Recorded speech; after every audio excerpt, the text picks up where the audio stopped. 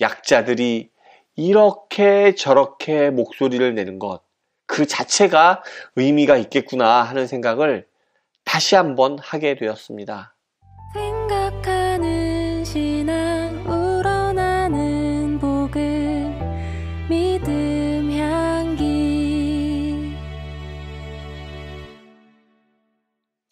안녕하세요. 믿음 향기 채널에 오신 것을 환영합니다. 저는 이신영입니다.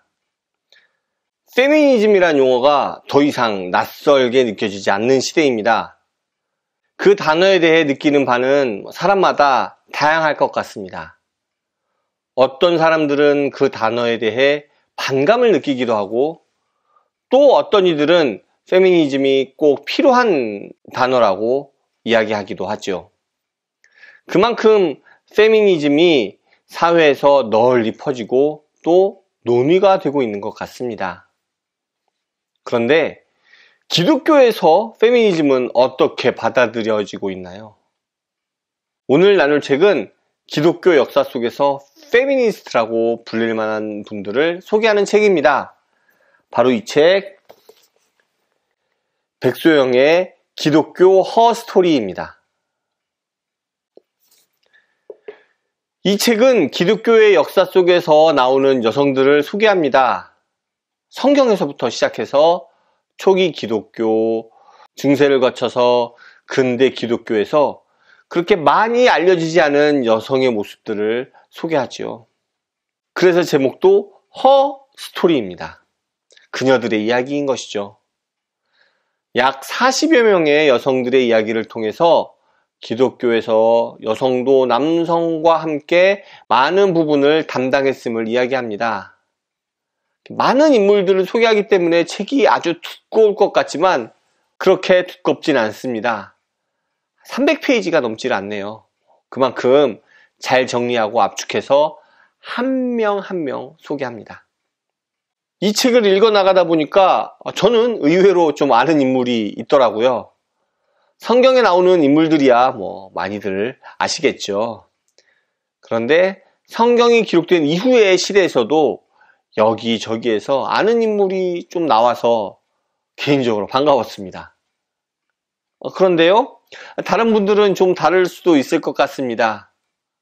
제가 이 책으로 교회에서 독서 모임을 했었거든요.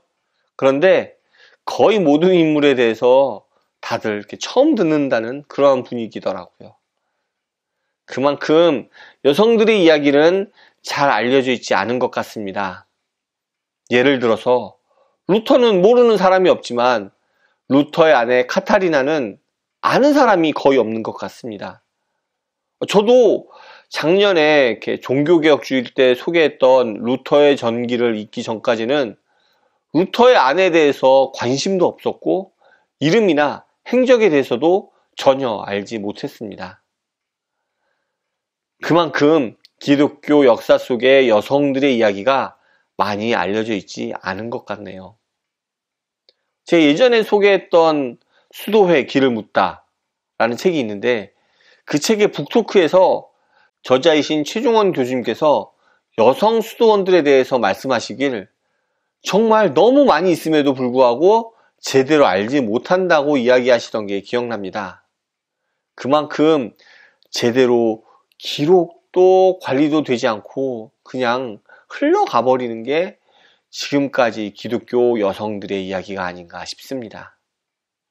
그래도 지금은 좀 좋아진 것 같죠? 하지만 여전히 갈 길이 멀지 않나 하는 생각을 해봅니다. 전에도 제가 이야기를 좀 많이 했던 것 같은데요. 교회에 여성 리더십이 제대로 세워지고 있는지 그리고 인정받고 있는지 생각해보면 여전히 그 길은 유원하다는 생각이 들더라고요. 올해 총회에서는 한국의 장자교단이라고 자청하는 교단에서 여성의 강도권에 대해서 인정했다가 다시 뒤집는 어이없는 해프닝이 있기도 했었습니다. 정말 어이없는 일이죠. 이 책이 특히 더 좋았던 점은 뒷부분에 한국의 기독교 여성들을 소개하고 있다는 점입니다. 앞에서 제가 들어본 여성들의 이야기가 좀 나왔을 때 참 반갑더라는 이야기를 했었는데요. 그 중에 한국 여성은 없었습니다. 제가 아는 우리 한국 여성분들 이야기가 거의 없거든요. 한국 기독교에서 여성의 역사는 정말 접해보기도 들어보기도 어려운 것 같습니다. 그런데 이 책을 통해서 한국 기독교 여성들의 이야기를 좀 들어볼 수 있어서 특히나 좋았던 것 같습니다.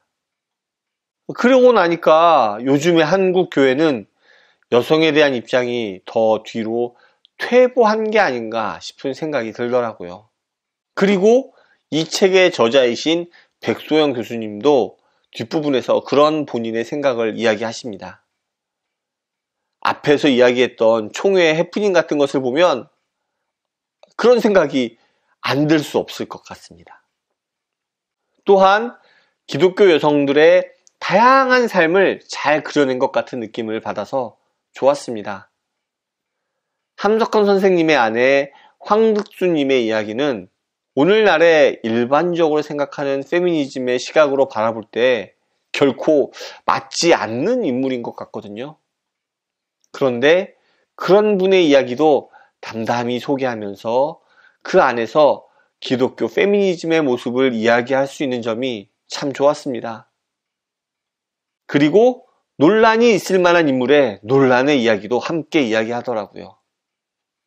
나혜성님의 이야기를 보면서 불편한 부분이 분명히 있거든요.